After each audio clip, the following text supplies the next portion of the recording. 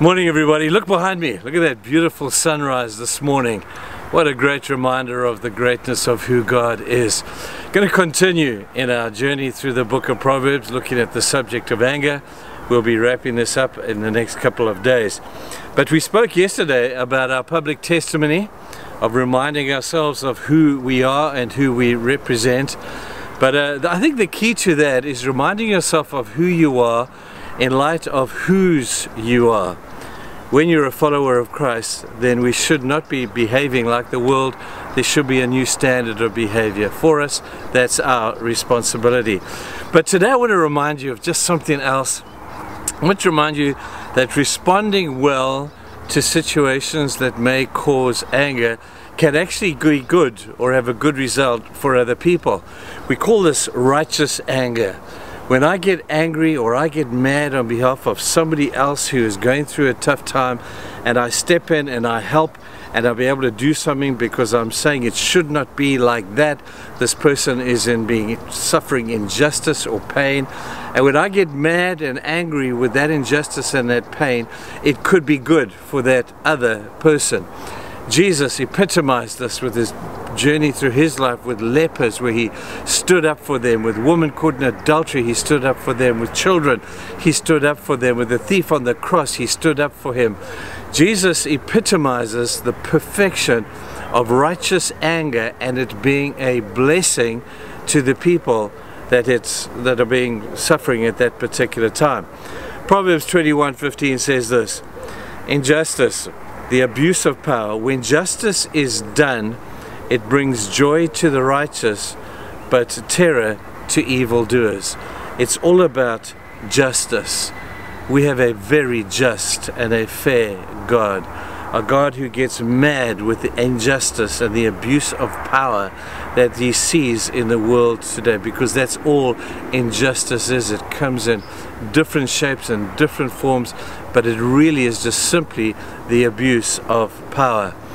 Now, we have some friends overseas at a church called Willow Creek, and I'm wearing my Chicago jacket today, just in honor of our friends over there in Willow. And Willow are a great picture of the partnership that happens when people who get aligned in their anger are able to do things for people around them. We learned something from Willow Creek about the blessing of Popeye. We all know Popeye, the cartoon character, and when Popeye is under stress and he sees olive oil being tied up on the racetrack and he's got Brutus breathing down his neck, for a while it looks like he's handling his anger, it's just internalizing it. But at one particular point he expresses his anger by saying, "I just can't stand it no more." I learned this from Willow. And I thought about it, and the application is very real. What can't you stand no more? He couldn't stand seeing Popeye. Popeye couldn't stand seeing olive oil being harassed by Brutus. That made him mad. It was a righteous anger. People, I don't think we get angry enough when it comes to issues of injustice, issues of HIV and crime and poverty and all the injustices that we see around us. I think something should rise up within the church where we say, we just can't stand it no more. When we get mad enough, that's going to cause us to do something about it. I need to tell you, some of the best decisions I have ever made have been prompted by anger. That's why I love this church. I love our church, because we're all angry about a few things that are happening here in South Africa. We're angry about the injustice of people dying without dignity and without dying alone. And we have a care center for people who are in that situation, because we got mad with that. We're mad with the issues of lack of education, the lack of recreation for kids. So we have gyms and music academies, also all in order to address the needs of the people, because we're mad about that.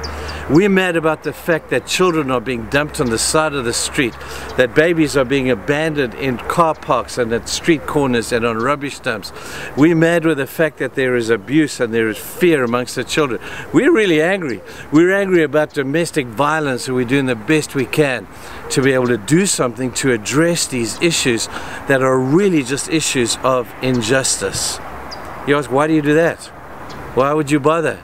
Why would you get angry about that? You can't fix the problem. We're not trying to fix the problem. We're not called to fix the problem. We are just called to walk alongside people who are living in the face of that problem. That's what we're called to do.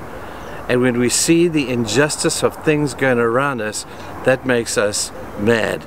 There's an organization that came out of the States, I believe, called MADD, M-A-D-D, where a mother lost her child to a drunk driver. And after she had dealt with her grief, she started an organization called MADD, Mothers Against Drunk Drivers.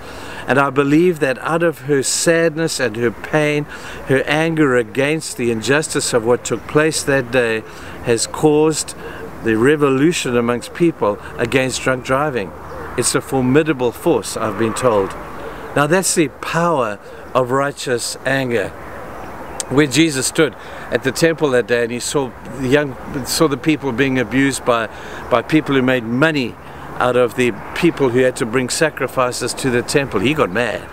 And I suggest today, people, that we need to get angry. We need to get really mad about some of the things that we see taking place around us.